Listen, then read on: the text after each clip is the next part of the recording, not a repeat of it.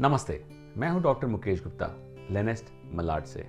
पुरुषों का क्या रोल है डिलीवरी या प्रसूति के समय, बर्थ के टाइम पे और उसके बाद, इसको हमने 4 भागों में अगर हम समझें तो डिवाइड कर सकते हैं। पहला, प्री कंसेप्शनल प्लानिंग, मतलब गर्भधारणा के पहले उन्हें क्या क्या तैयारी करनी है। दूसरा, प्रेगनेंसी के दौरान। तीसरा, डिलीवरी के डी डे, जो दिन होता है जिस दिन डिलीवरी होनी है, उस दिन के लिए क्या क्या तैयारी करनी है। और चौथा, डिलीवरी के बाद पेरेंटिंग पे। आज हम डिस्कस करेंगे तीसरे जोन के बारे में, जिसे हम कहते हैं बर्थ प्लान या जन्म योजना। डिलीवरी के लिए क्या योजनाएं करनी है और क्या अरेंजमेंट करना है और क्या प्रिपरेशन करना है, इस बारे में आज हम डिस्कस करेंगे। सबसे पहले तो ये समझें कि जन्म योजना है क्या, बर्थ प्लान है क्या। बर्थ प्लान एक प्रकार का, आप एक कागज़ और पेन लेंगे और उसमें लिख लेंगे कि आपको क्या चीज़ें पसंद हैं, क्या चीज़ें नापसंद हैं, आपकी क्या इच्छाएं हैं, क्या चीज़ों से आप विचलित होते हैं, डिलीवरी के समय यहाँ पे क्या चीज़ें आपको लगता है कि ये चीज़ें ऐसी होनी चाहिए, ये सब एक कागज़ पे लिखेंगे। और ये सारे जब मन के विचार, जब इसका जो सागर कागज़ पे उतरता है, तो ये सारा इन्फॉर्मेशन लेके जब आप डॉक्टर के पास जाएंगे तो इसके 2 बड़े फ़ायदे हैं। पहला, आपको ये चीज़ की संतुष्टि है कि आप जो चाहते हैं वैसा ही सब कुछ हो रहा है।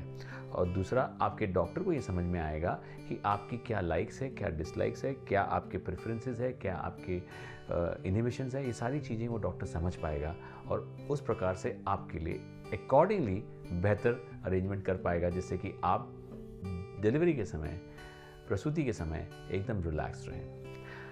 सबसे पहला टिप जो मैं देना चाहूँगा रिगार्डिंग बर्थ प्लान क्रिएशन, ये कि डिलीवरी के समय कौन माता के साथ होगा या स्त्री के साथ होगा, ये सबसे पहला प्रश्न आता है। क्योंकि हमारे यहाँ पर भारत देश में रिवाज है कि कई बार लड़कियाँ अपनी मम्मी के यहाँ जाती हैं और उनके साथ में डिलीवर करती हैं, तो उस वक्त हस्बैंड पहुँच नहीं पाते हैं, तो सोचते हैं कि मम्मी मेरे डिलीवरी रूम में रहेगी, या अपने कोई बेस्ट फ्रेंड या उसकी बहन या उसके सिमिलर सच पीपल। बट यदि आप हमसे पूछें तो ये जो हक है वो उसके हस्बैंड का है। ये एक वो समय है जो आप मिस नहीं करना चाहते। अपने जीवन में ऐसा वक्त जब आप अपने बच्चे को पहली बार बाहर आते हुए, सांस लेते हुए, किलकारी लेते हुए, रोते हुए देखें, ये मौका आप छोड़ नहीं सकते। आजकल तो कई हॉस्पिटल में ये फैसिलिटी दी जाती है कि जो नाल है, जिसे हम अम्बिलिकल कॉर्ड कहते हैं, वो कट करने का मौका भी हस्बैंड को दिया जाता है, कि एक सिंबॉलिक तरीका है ये बताने के लिए कि हाँ, माँ और बच्चे के साथ उनका जो फादर है वो भी ये सारे प्रोसेस में इन्वॉल्व है। भगवान ने जो हक दिया है डिलीवरी का, वो केवल स्त्रियों को दिया है, लेकिन ये जो मौका है उनके साथ रहने का, ऐसे समय पे जब वो अपने डिलीवरी कर रहे हैं, ये मौका आप नहीं छोड़ना चाहिए। तो ये पहला टिप हुआ। दूसरा, किस शहर में डिलीवर होगी, किस जगह पे डिलीवर होगी, किस अस्पताल में डिलीवर होगी, ये डिसीजन आपको अपनी वाइफ के साथ मिलकर लेना है। वहाँ पर क्या सुविधाएं हैं, क्या फैसिलिटी हैं, आपको ये डिसाइड पहले से करना है। क्योंकि कई बार होता है कि भाई आखिरी महीने में पूरे 9 महीने आप कहीं और जगह थे और फिर लास्ट मोमेंट पे आप अपनी वाइफ को लेके वो अलग शहर में जा रहे हो, आपके होम टाउन में जा रहे हो, या आपके ससुराल वाले गांव में जा रहे हो, या फिर अपने उसके मैके वाले गांव में जा रही है। ये जो सारी चीज़ें हैं ये पहले से ही प्लान कर लेनी चाहिए, जिससे कि आपके डॉक्टर आपको सारे टाइम पे किस वक्त आपके लिए सबसे सेफ है जर्नी करना और क्या केयर करना है, ये सारी चीज़ें आपको बना के दे सकें। तो ये पहले से एडवांस में देख लीजिए। यहाँ तक कि जिस जगह डिलीवरी करनी है वो लेबर रूम में भी आप एक बार जाके देख लीजिए। एक सबसे बड़ा भय जो स्त्रियों में होता है वो ये होता है कि लेबर रूम में क्या होगा, कैसे होगा, कैसी जगह होगी, मुझे बहुत डर लगता है इस बात से।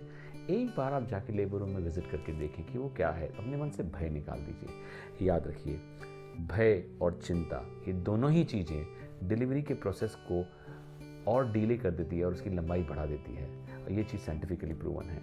इसलिए हम नहीं चाहते कि at the time of labour, delivery के समय, स्त्री को कोई चीज़ का भय या चिंता हो। ये हो गया तीसरी बात।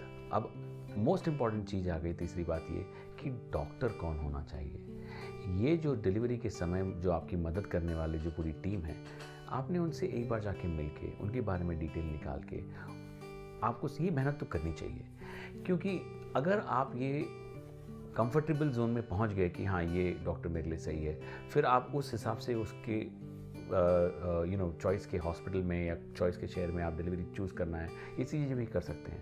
बिकॉज अगर शिप का जो कैप्टन है वो सही है, अगर टीम का जो कैप्टन है वो सही है, तो सारे रिसोर्सेज अप्रॉप्रिएटली यूज़ करके आपको जिता देगा।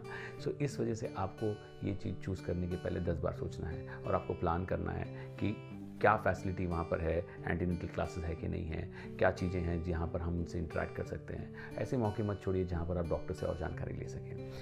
चौथा टिप मैं आपको दूंगा कि आप जब ये डिलीवरी का प्लान कर रहे हैं तो फाइनेंसेस प्लान करना पुरुषों के एक सबसे इम्पॉर्टेंट जोन में माना जाता है। तो डिलीवरी में कितना खर्चा होगा, कौन से हॉस्पिटल में क्या फैसिलिटी है, क्या सुविधा है, इंश्योरेंस कवर होगा कि नहीं, आपके एचआर से सारी जवाबदारी, सारी डिटेल्स निकाल के ले लीजिए, जिससे आपको ये चिंता आपके दिमाग से बाहर निकाल देनी है। फिर आपका सारा फोकस केवल साइंस पे होगा और सुविधाएं पे होगा और फाइनेंस सिस्टम से बाहर हो जाएंगे। Fifth important tip is this कि जब आप प्लानिंग कर रहे हैं तो उस वक्त सारे इमरजेंसी नंबर्स की एक लिस्ट बना लें। जितनी आसानी से आपकी वाइफ आपके फ़ोन से सारे नंबर निकाल लेती है, उतनी आसानी से आप नहीं निकाल पाएंगे। सो डॉक्टर का, हॉस्पिटल का, अपने प्रियजनों का, जो उन्हें हॉस्पिटल लेके जाएंगे उस जगह का, और आपका खुद का भी नंबर एक कागज़ पे लिख के वहाँ छोड़ दीजिए, क्योंकि हो सकता है कि इमरजेंसी में आपकी वाइफ फ़ोन नहीं कर रही है, कोई और फ़ोन करके आपको इन्फॉर्म कर रहा है। तो ये सारी तैयारियाँ आप पहले से ही करके रखिए। ट्रांसपोर्टेशन कैसे होगा, उस आखिरी दिन पे कैसे अरेंजमेंट किया जाएगा, आखिरी एक हफ्ते में, ये आखिरी एक महीने में ये सारी चीज़ें आपको पहले से ही तैयार करके रखनी है, जिससे कि लास्ट मोमेंट पे भाग दौड़ ना हो। सिक्स्थ टिप इज़ कि बैग तैयार रखने में मदद कीजिए आपकी वाइफ को डिलीवरी के लिए। उसके अंदर बच्चों के लिए, बच्चा जो आने वाला है उसके लिए क्या क्या सामग्री और क्या क्या चीज़ें आपको लगेगी, माँ के लिए क्या क्या सामान और सामग्री लगेगी, ये सारी चीज़ें इकट्ठा करके एक बार बैग में रख लीजिए। लास्ट मोमेंट पे आपसे नहीं होगा, आपकी वाइफ से पहले ही सारी लिस्ट करवा के रख लीजिए। उस वक्त अगर आपको कहा जाएगा ये ढूंढ के लाओ, ये करके लाओ, तो बहुत तकलीफ होगी। तो पहले बैग पैक्ड होगा, तो डिलीवरी के समय सिर्फ वो बैग उठाना है और चल देना है। अब नेक्स्ट इंपॉर्टेंट चीज़ आता है मेडिकल रिकॉर्ड्स। सो आपको सारे मेडिकल रिकॉर्ड्स शुरू से लेके अंत तक के एक साथ इकट्ठा फाइल में रख के रखना है, और फाइल सिस्टमैटिक अरेंज करके रखिए। एक झलक में सारी की सारी डिटेल आ जाए, ऐसे सिस्टम होना चाहिए। यदि कोई चीज़ की एलर्जी है या कोई पहले से कोई बीमारी से पीड़ित है, जैसे for example asthma, blood pressure या डायबिटीज़ या सिमिलर सच चीज़, या कोई चीज़ की एलर्जी अगर है तो पहले से रेड ब्लॉक में अलग से लिखा हुआ होना चाहिए। ब्लड ग्रुप नेगेटिव है, ये सारी जानकारी डॉक्टर को हर बार जब भी जाओ, ये मत सोचिए कि डॉक्टर को तो सब पता ही होगा, सिस्टर को तो सब पता ही होगा, हॉस्पिटल को तो सब पता ही होगा। किसी पे विश्वास ना करें, क्योंकि वो भी तो इंसान है, वो भी इतने पेशेंट्स देखते हैं, कहीं किसी कारण से भूल गए तो हम तो नहीं रिस्क ले सकते।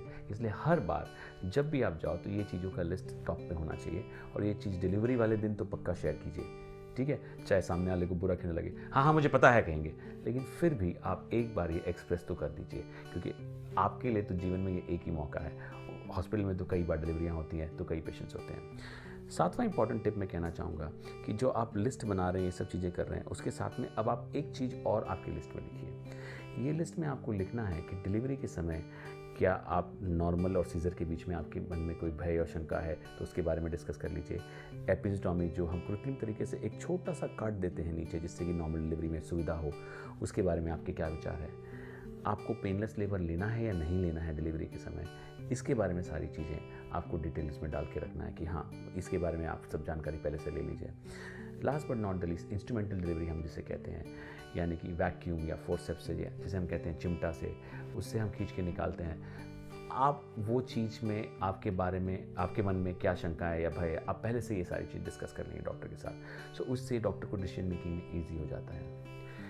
नेक्स्ट इंपॉर्टेंट टिप है कि जो एंसिलरी सर्विसेज होती हैं, जो डिलीवरी और जो साइंटिफिक सर्विसेज के अलावा जो एक्स्ट्रा चीज़ें जो हैं, वो उसमें से आप क्या करना चाहते हैं, क्या नहीं चाहते हैं। फॉर एग्जांपल, बच्चा डिलीवरी होने के बाद जो कॉर्ड ब्लड और प्लासेंटा और कॉर्ड टिश्यू और ये सारी चीज़ें, वो आप उसको स्टोर करना चाहते हैं या नहीं। अगर करना चाहते हैं तो उसके लिए पहले से आपको डिटेल निकालना है और उस दिन के लिए तैयारी करके रखनी है, क्योंकि लास्ट मोमेंट पर अगर आप वो बैग या पैकेट नहीं ले जा पाए तो वो सारा चीज़ रह जाएगा।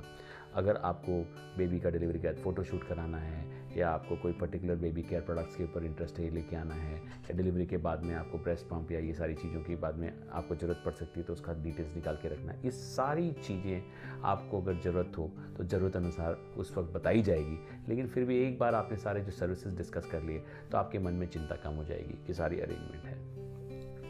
लास्टली, एक बहुत ही इंपॉर्टेंट चीज़ जो मैं कहना चाहूँगा वो ये है कि आप सारे प्लान्स और सारे जो चीज़ें डिस्कस करते हैं वो सब तो ठीक है, लेकिन उस एन वक्त पर हो सकता है कि सारे प्लान में एडजस्टमेंट करना पड़े, और ये डिसीजन आप अपने डॉक्टर पर छोड़ दीजिए।